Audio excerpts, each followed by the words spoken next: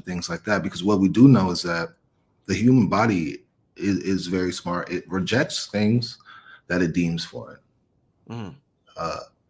So whether there is synchronicity to be explored with biotechnology and how melanin is being integrated on a microchip level or even on a material level, like I expressed, they're doing spaceships and stuff like that. So again, what prosthetics, which I'm in favor of. I'm in favor of exploring prosthetics because I don't believe that we should fear all of these technologies. For instance, like a robotic arm, you need AI.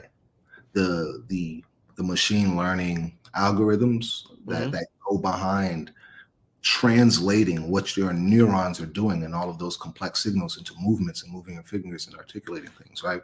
I'm not against that. So exploring melanin on prosthetic limbs and stuff like that, I think is a very, very healthy thing to get into. And who better to study it than us? That's why we need more engineers. We need more scientists on the forefront for that, because nobody's going to do it for us. But, yeah. You know, so one of the things that they talked about, and great show, but I'm really enjoying the show. Shout out to everybody that's in the chat. These are conversations that we need to have more of, especially in our community. This is something that, you know, we don't talk enough about. We often get afraid of things we don't know. I gave this example last year when we did the workshop, me and Red Pill, and I said, I remember a time, Human, when a lot of Black people were afraid of debit cards. And when the debit cards first hit the scene, they was like, "Oh no, I don't. We just wanted cash." We was like, "Nah, I don't trust the debit card. The microchip is in there, and this and that." And I understand what we may be, but I think that we need to have more of an open mind, because we end up getting left behind. And Black people can have bank accounts, and they, you know, just all types of shit. But regardless, when it comes to technology, one of the things that was said in the show with Terrence Howard and Joe Rogan on the podcast was, in nature, everything vibrates, everything's alive. Inanimate objects vibrate on a molecular level. If you see a microscope, everything is moving, you know.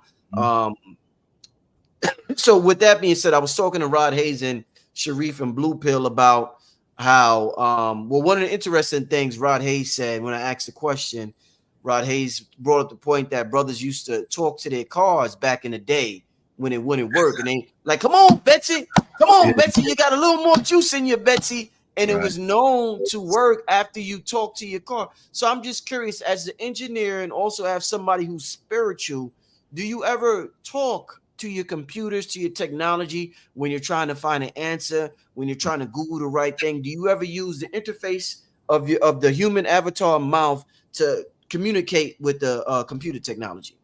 Yeah, that's fire. So first, I do believe in that level of animism, that everything vibrates and radiates, because again, all matter is what? Energy slowed down to a slower vibration. We're going back to the E and E.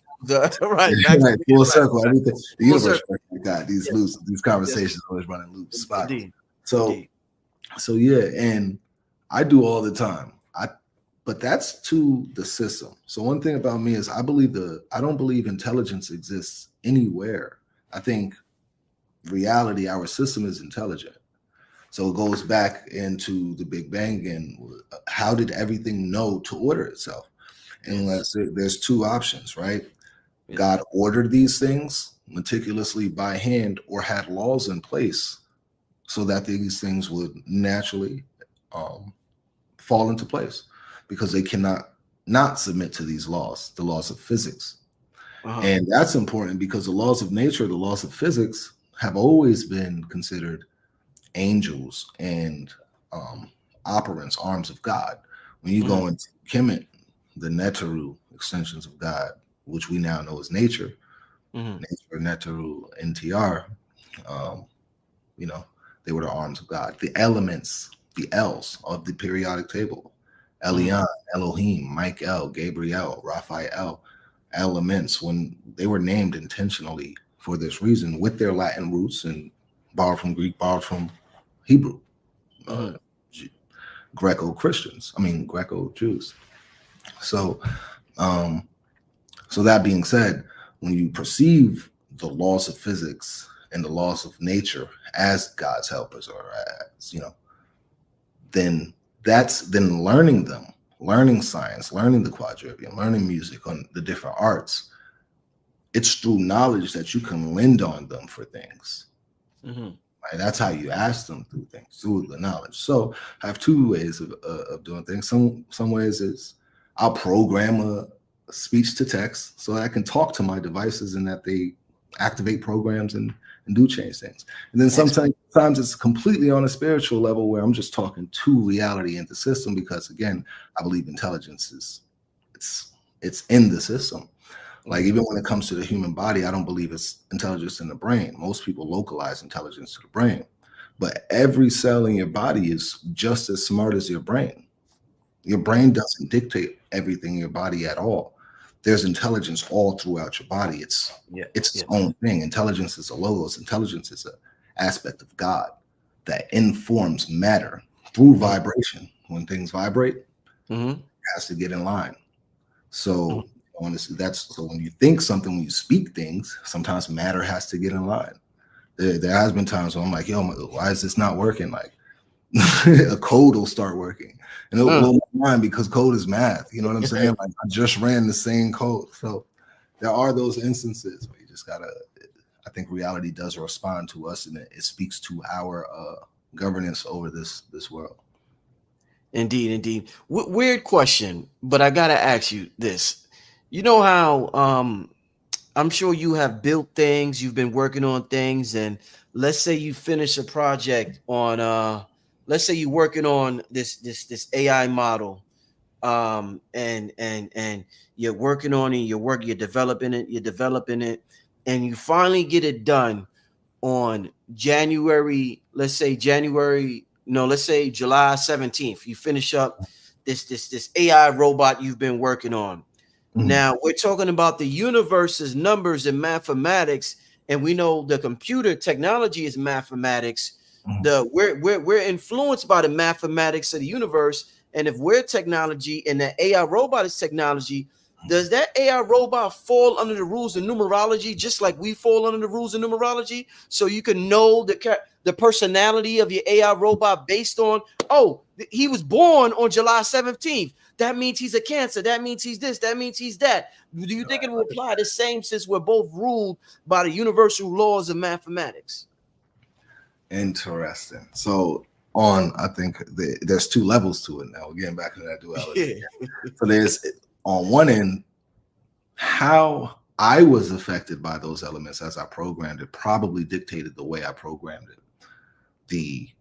The times that I had to work on it, my mood when I was working on it would have impacted my decision making on building it. That's one way that its horoscope will work, because I become a celestial body in the world, in that domain, in that sense. Now, secondly, I don't think there's anything in reality, and I want to say nature too, not saying that the technology is nature, and we can get into the debate on that, but that's not the point. I don't think there's anything in existence that is not impacted by the planets, by celestial objects, because it can be as simple as the electromagnetic. Like, what if one day the sun goes off and destroys one of our satellites and things like that, right? So we know that there are unforeseeable occurrences from nature that can impact nearly anything. The way that the seasons affect nature, how something grows when something dies. But I always like to argue against things as well. So my argument against it would be, because these things are math, strictly algorithms, their nature has to conform, because they have to submit to the code, right? They don't have the free will, so to speak, that humans do. So, their personality is what I write it to be at the end of the day. But will its would its experiences, and I don't mean from an internal perspective, I just mean throughout the duration of its use, let's say we're talking about a robot, would it be impacted, or the situations that it would be involved in when it was asked certain questions, would it be impacted by the laws of the celestial objects? I believe so. I just feel everything in nature is dictated by the seasons, rotation of planets, whether we're dealing with retrograding, your phone communication ain't working. Oh yeah, yeah. Definitely. What, as we wind down, I want to know, brother, like I said, it's good to have a brother like you in our community, to make this conversation a regular thing. And I think Red Pill put up a post earlier, today or yesterday, and he was talking about how a lot of the geniuses in our community, they have to dumb themselves down. One of the things we want most in this world is social acceptance. We live in a relationship-based world where you have to communicate with other people. So sometimes people will even deny the truth. They will deny irrefutable truth just to be able to socialize with a group, with a community, with a church, with a religion, with a political party, just because we want socialization that much. So I really appreciate this conversation, brothers like yourself, making this cool for people to really tap in with. And what I want to know is, what should we focus on? Like I said, the internet is like information overload. So what would you say? And I definitely want the people to follow you and tap into what you got going on. But what would you tell us that y'all should focus on this right now, because this is about to go down? Y'all should do like what would you say? What is that? Y'all should do this right now. Right.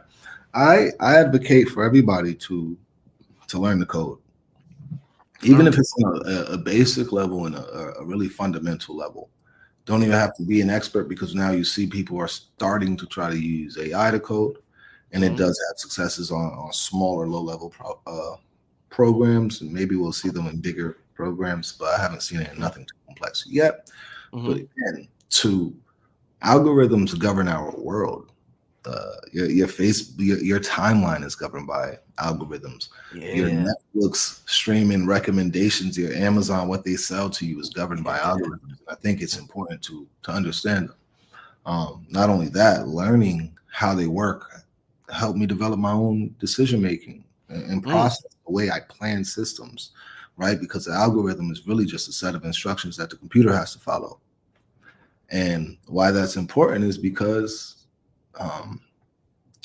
it proves that if the instructions or certain principles are followed every time, it'll work every time. The same way that, like, you expect your phone to work every time when you turn it on, unless something in the hardware is broken, right? Because the laws, the principles of God, math, physics, again, that's how I see them, principles of God.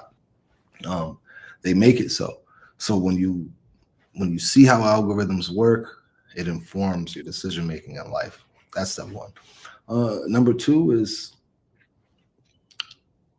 I think collectively, on a collective level, it's important to start thinking about like systems that we could build and use ourselves. There's so many like no code app making tools that they have. I haven't used them, but I hear about them. That if you have a simple idea, you can make an app for it, right? And why is that important? Because we need to be on our own systems. We've been talking about it for like over a decade. That's where I've been hearing it since I've been like, communication networks, streaming networks, like, like YouTube or whatever. But what happens is things get so ego based, or whose social media network we're using. I say, hey, drop one, then somebody else drop one. It's like, nah. But it's to start thinking about systems for trade, for transactions, for all of these new technologies that are coming out, whether it's artificial intelligence and Web3, blockchain. We can be on our own networks. We shouldn't even be looking at Bitcoins and Ethereum. We have an entirely different transaction network, but we put it on every time. We put them on their chains and on their markets. We should be thinking those lanes. That's so interesting you say that. So you feel as though we shouldn't be focused on Bitcoin and Ethereum. We should be focused on our own networks. Could you go into that? Like what do you mean by we should be like on a cryptocurrency technology level? How do we come up with our own shit? Well, yeah, I mean, so yeah, crypto is going to grow. Bitcoin's growing. I've actually received payments in Bitcoin. So I'm not against it, but like anything, we're putting our transaction value on their chains. It's not even our own chain, right? So I tell this to everybody I know, right? You get paid for three things in life, no matter what job you do, what profession or career you have. You get paid for your time, you get paid for your energy, and your attention. Yes. Right? Time, energy, and attention. The time it takes to do something, the energy for that task, and the intention and focus on this task to get it done. That's all anybody can pay you for.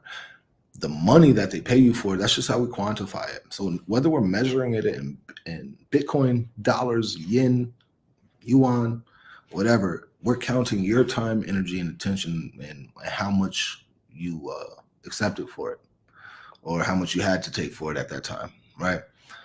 But the point is that value, we know that our time, energy, and attention is worth the most. Why? Look at the entertainment industry. Not only do we produce the most viewed things, but we're actually the biggest consumers of those things.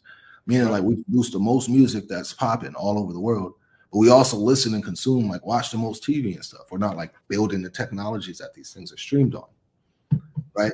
So it's about first processing, understanding our value, putting it in a place where we are the beneficiaries of that value. So that's why we should be on our own chains. That's actually a project that I do have. I built it like 2 years ago, kid you not. And I just redressed it. It's a blockchain. And it's just for people who don't, this is a completely free project for people who don't know how what it's about, how to use it, understand it, launching a little playground. And it's how you'll use certain tokens to access certain parts of the platform. I have an AI in the platform, my own GPT, and a number of things like that. But so that's another step, though. It's like understanding systems and how systems work. There's enough technology out here for us to replace everything that we complain about. Indeed. You know what I'm saying? So yeah. No, I definitely appreciate just this new wave of technology. It has definitely helped me to understand the human OS, as you call it. We call it the human OS. That's what the human OS operating human system. OS, yeah, human OS.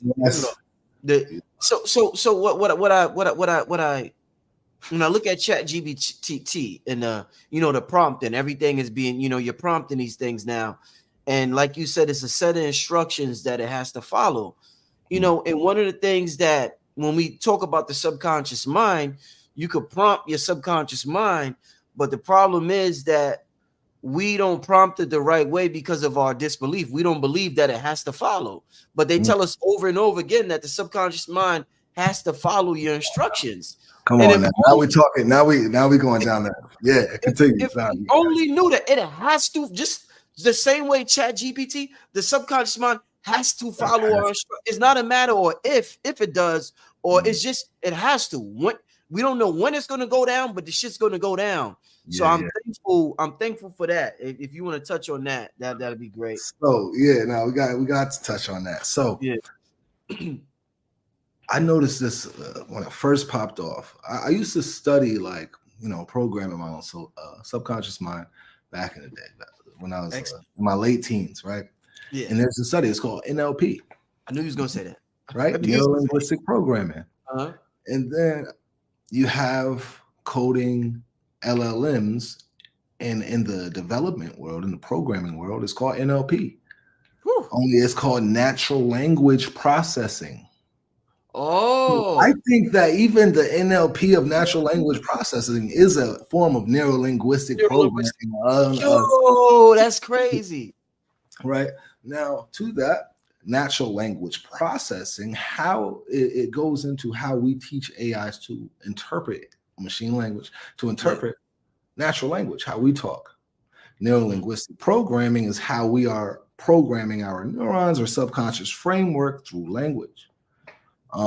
Now, the structure of the sentences, the syntax, the godfather of it was called Milton Erickson. Milton Erickson is the godfather of hypnosis.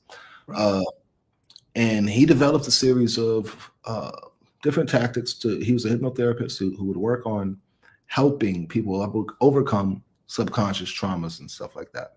He was so good that the CIA studied this guy, put all kind of people around him to develop NLP, what we know as neuro-linguistic programming. So yeah, the subconscious doesn't really, it just takes commands. It only takes commands. Your affirmations are real. It's how you're going to respond. These things are going to sink into the wiring of your brain.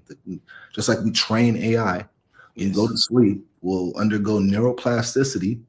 This thing rewires itself, just like an AI running through epochs or iterations, as we call them, going over the training data and correcting things under trial and error based on the information that's given. It doesn't discriminate. Your brain can't hear something and not hear it. You can ignore it all you want. Your subconscious mind knows it's there. It's done, right? That's Adam and Eve. I'm gonna touch on that in a second. But yeah, the subconscious mind knows. You can't get rid of it. It's meant to deal with everything. The reason I say that's Adam and Eve is because I subscribe to the ideology that Garden of Eden was not a physical place. It was the realm you go to when you close your eyes, in the realm of imagination, where you can have anything you want. You know, everything. We were conscious. We're spiritual beings first. It's a masculine nature and a feminine nature. Subconscious being a feminine nature. Adam was given the command, in much the same way as your conscious mind or the waking mind, the masculine that does things, has control over your body, right? So it's the consciousness, the conscious aspect control